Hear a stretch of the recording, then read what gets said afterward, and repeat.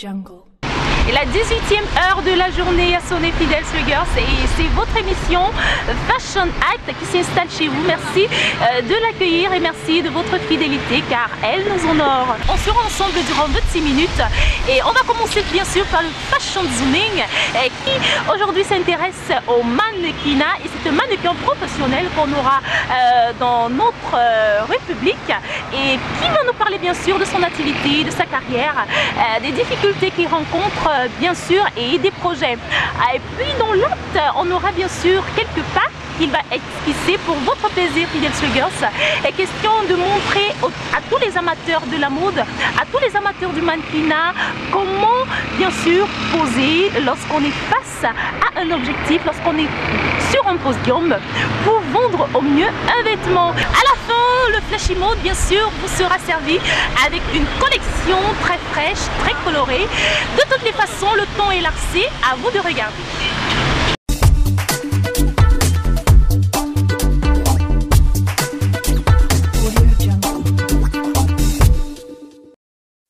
Salut à tous les fashionistes. Aujourd'hui, je vous promène dans les couloirs des top modèles.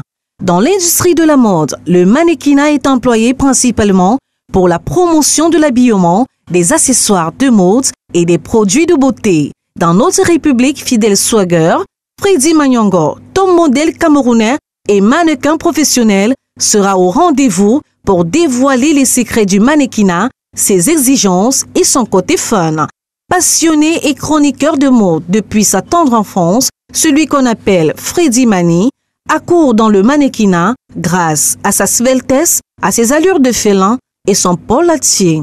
On l'écoute, on le regarde en dégustant notre délicieux vin Robertson Winery.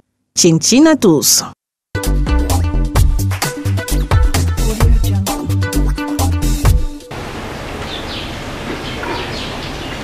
Voilà, fidèles suggers, nous sommes déjà en tête-à-tête puisque vous le constatez par vous-même. Le décor il est déjà planté. Nous sommes toujours avec notre délicieux vin qui est toujours là pour ravir nos palais bien sûr. Et bien sûr notre invité Freddy, le Freddy délicieux. Hein. Mannequin africain et top modèle également camerounais, donc que vous aurez l'occasion d'avoir tout bien sûr parce qu'il va se dévoiler pour vous. Vous allez savoir tout de sa carrière, de ses projets, des difficultés qu'il rencontre dans ce métier, hein. Quoique sexy quand même, hein. Bon après-midi. Bon après-midi à toi Ordi. Alors comment tu vas? Très bien, merci. Bon après-midi à tous les téléspectateurs d'Abika. Voilà.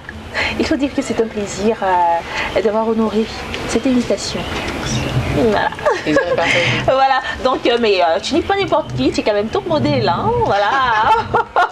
Alors, c'est au verre bien sûr de Robertson Winery, un vin bien sûr importé d'Afrique du Sud, exclusivement vendu ici au Cameroun par Robertson Winery. Donc, vous allez tout simplement déguster hein, ce vin. Pour ceux-là qui ignorent encore la senteur ou encore la finesse ou encore la délicatesse de ce vin, de ce bon vin, je vous convie tout simplement à le déguster et vous ne serez pas déçus de toutes les façons.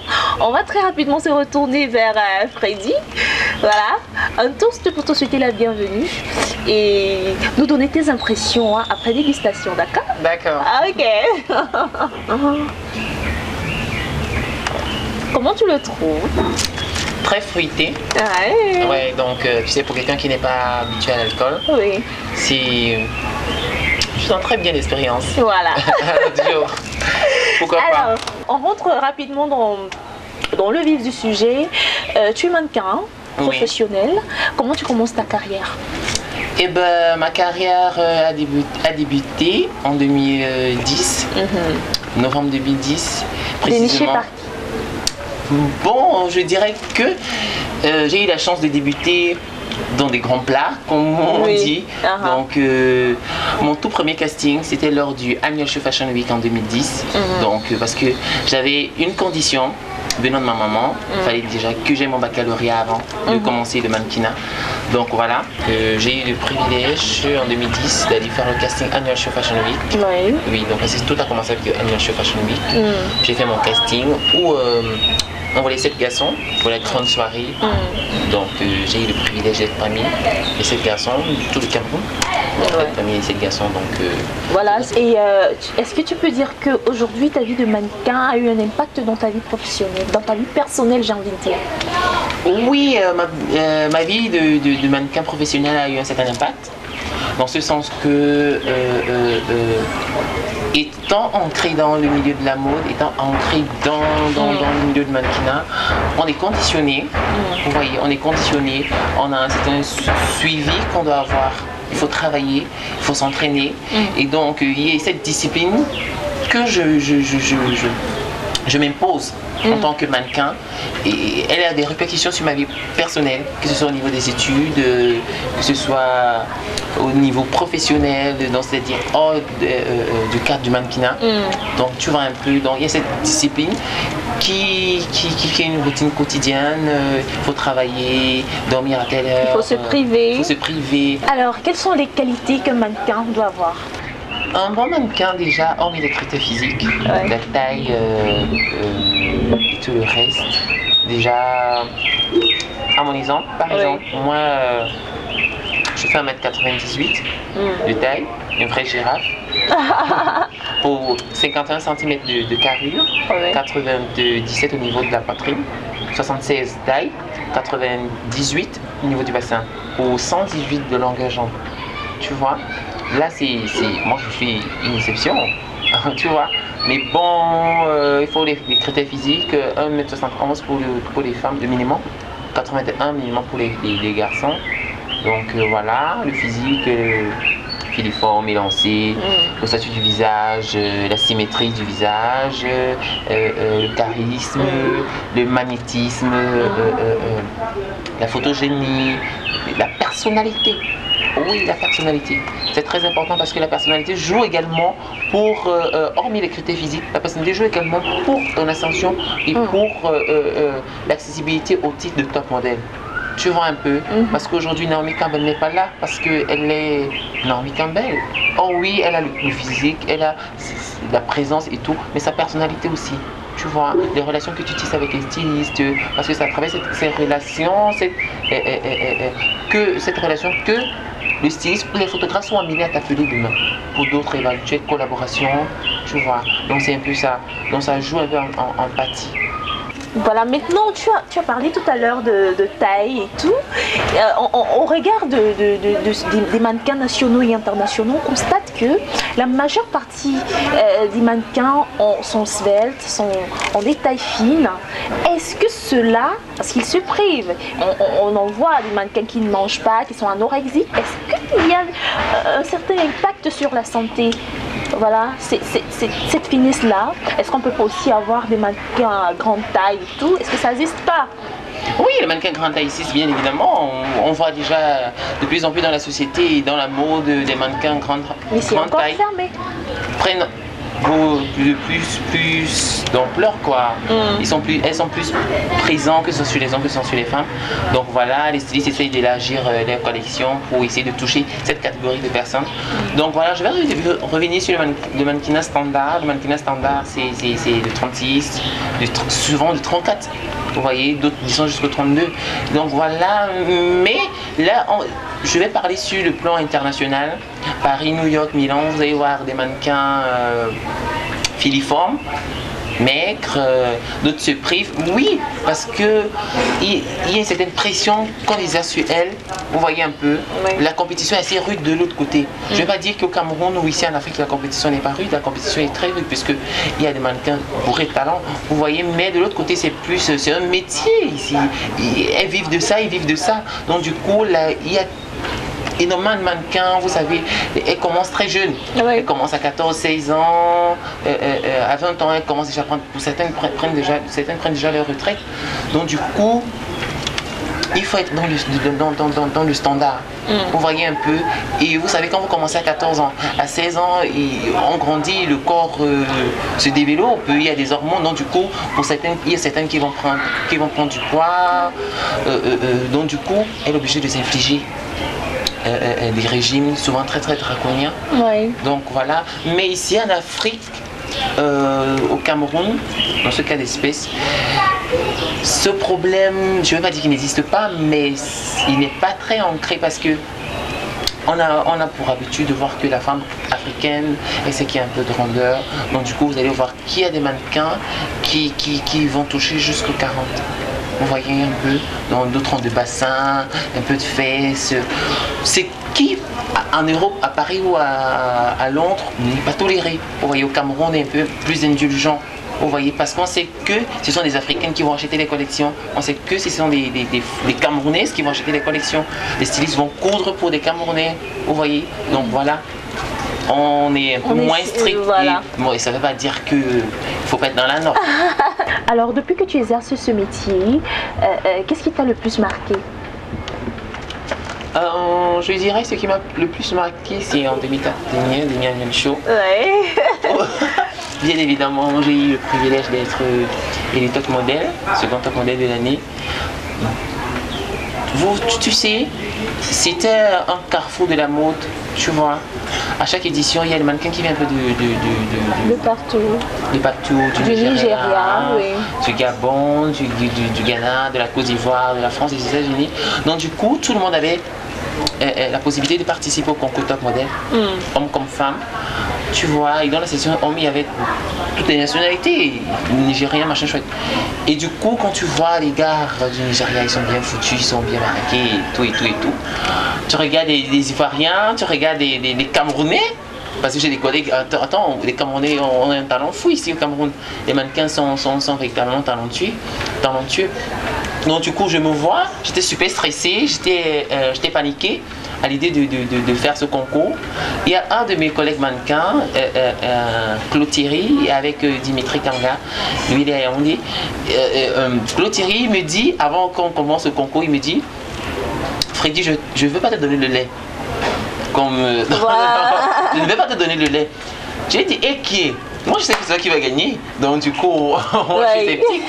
Il me dit, je vais te donner le lait. Je sais que c'est comme ça que tu dis toujours les choses comme ça, mais quand tu as déjà fait le podium, c'est tout autre chose. Donc du coup, je ne vais pas te donner le lait.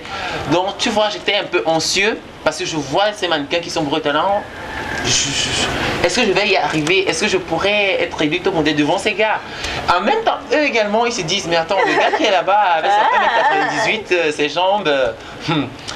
Parce que moi je suis plus un standard international, tu vois, parce que moi je suis plus fin, tu vois un peu, je suis plus mannequin couture, tu vois, contrairement au mannequin un peu plus fort qu'on voit, musclé, donc tu vois un peu, il y avait ce mélange-là. Donc du coup je me disais, bon, moi je suis mannequin haute couture, donc du coup si le jury s'il veut choisir un mannequin couture, on va me prendre. Si on veut choisir un mannequin qui est fort baraqué, super bien foutu, donc... On va voir. Donc du coup, ce soir-là, il y avait des gens, le jury était là, il y avait des lumières, et puis paf, on a commencé avec les filles, poum, ben, ils sont passés.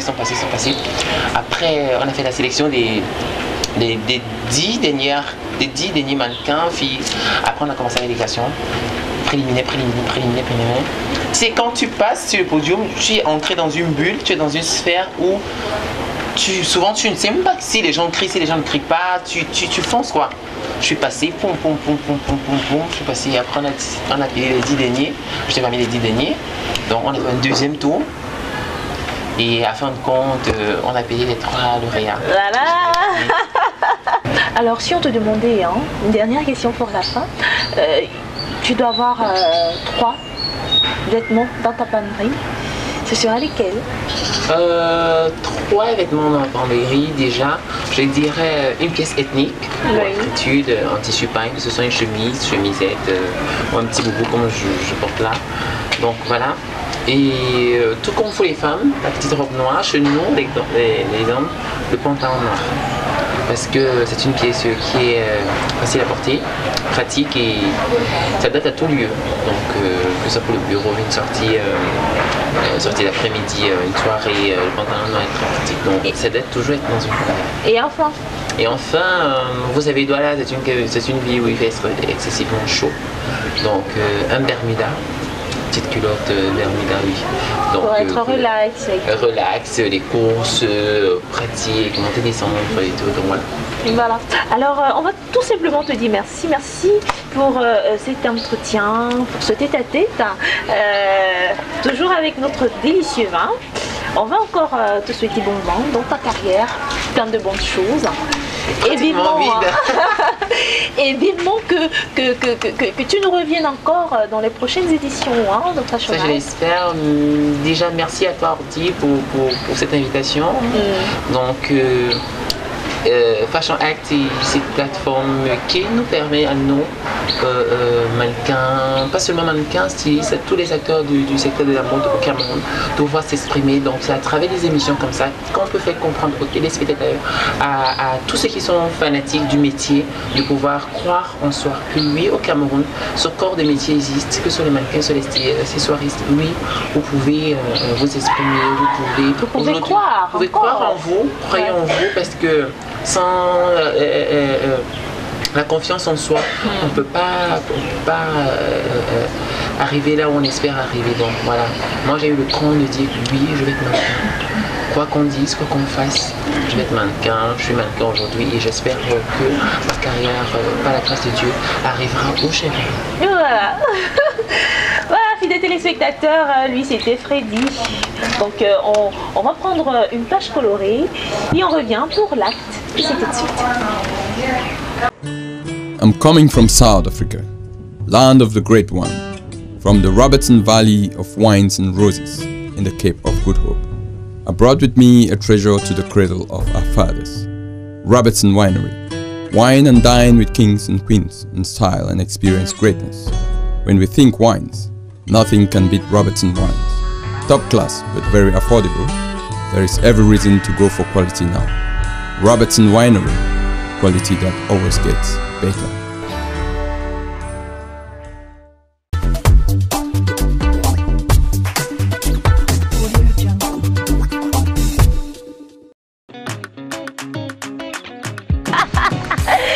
C'est bien sûr l'adrénaline du week-end. Donc c'est le week-end, un week-end qui a commencé depuis vendredi. Donc on est dans la mouvance, clin d'œil à tous ceux-là qui se préparent au swag party ou encore au showcase. Donc merci, c'est le week-end et on s'amuse. On entame à présent la seconde partie de cette émission qui fait place bien sûr à la démonstration. Donc notre invité va bien sûr nous montrer les attitudes, les différentes techniques, comment poser, comment marcher, quelles sont les postures adéquates pour un meilleur rendu. Et tout cela, c'est dans l'acte et c'est tout de suite.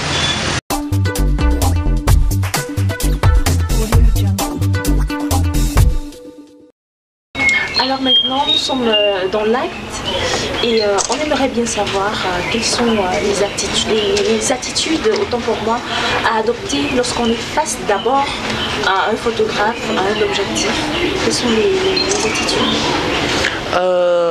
Quand on est devant un photographe, donc quand on a une séance photo avec un photographe, déjà, il faut connaître le concept. Dans quel univers le photographe veut t'amener, tu vois. Si cette séance photo est plus physique, tu vois, où tu es amené à faire vraiment une performance réellement physique. Moi, je n'ai vécu avec ma dernière collaboration avec le photographe William Sai, où dans son contexte Paradise Circus, tu vois, Cycle du Paradis. Avec oui, quand on se les tuyaux, machin, donc où j'étais vraiment appelé à faire des vrais, parce que sachant le fait qu'il sait que je sois très souple, Donc il en a profité. Donc il m'a demandé à faire des poses vraiment qui demandent vraiment de la force physique, une certaine souplesse. Donc voilà, il faut connaître déjà le concept de la séance photo. Il y a des séances photo où tu es appelé à donner plus des expressions au niveau du visage. Tu vois, sexy, farouche, sexy. Tu vois, donc où tu es appelé à sourire avec les yeux, où tu es appelé à être figé, à donner une expression où tu es perdu, à jouer un psychopathe. Autant de choses. Donc tout dépend de l'univers dans lequel le photographe veut t'amener, tu vois, de son concept, de sa vision des choses pour cette séance photo précise. Tu vois. Et lorsque tu es sur un podium de défilé, quelles sont les techniques posées? Parce qu'il y a les techniques. Il y a des mannequins qui viennent là, comme si c'était le défilé du 20 mai, ou alors le 1er mai, ou alors voilà un défilé simple comme ça. En fait, tu sais, quand on est sur un podium, le but c'est de présenter le vêtement, présenter la collection, vendre ce que tu portes. Donc du coup, c'est déjà, il faut être droit, l'épaule légèrement renvoyée vers l'arrière, la tête légèrement haute, le menton bien levé, tu vois, le regard face à la caméra. Parce que quand tu viens, les photos qu'on prend le plus, c'est quand tu as posé au bout du podium. Quand tu poses, les caméras sont là, les photographes sont là, c'est là où ils t'attendent pour mitrailler, prendre les détails du vêtement.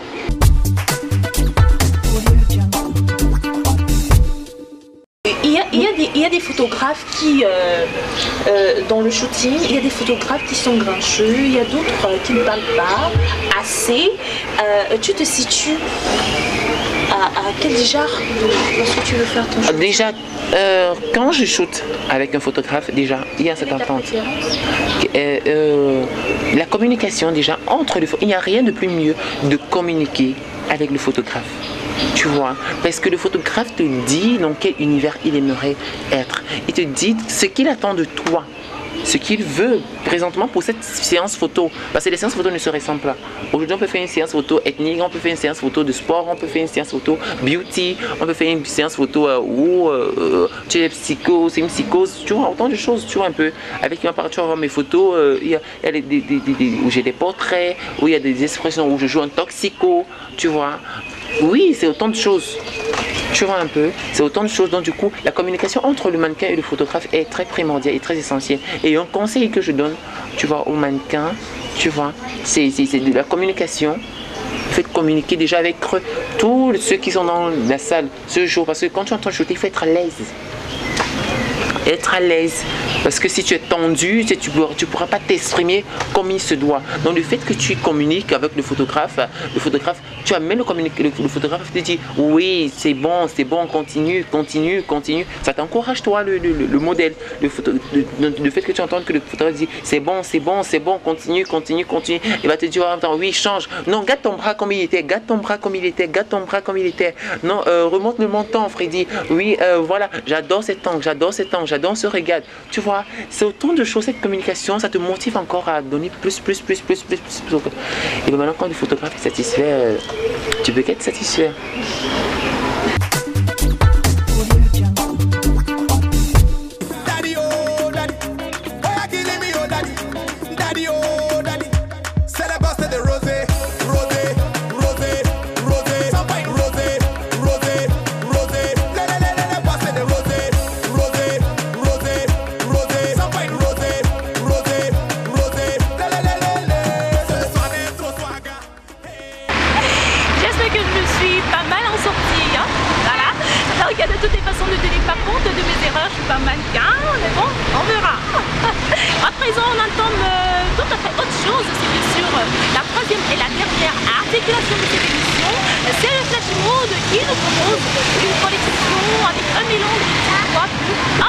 Qui donne une nuance parfaitement merveilleuse. On prend le flash mode et on revient pour la fin.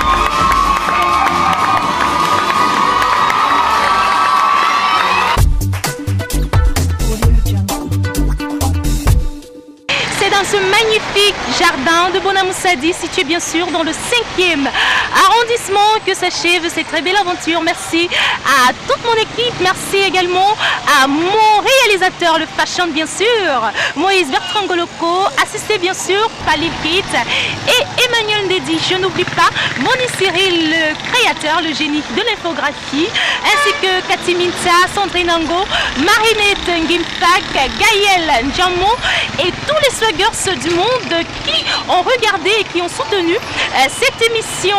On se reparle le samedi prochain, 18h, heure d'Afrique centrale, heure GMT, mais avant, mardi 11h30. D'ici à là, portez-vous bien, surtout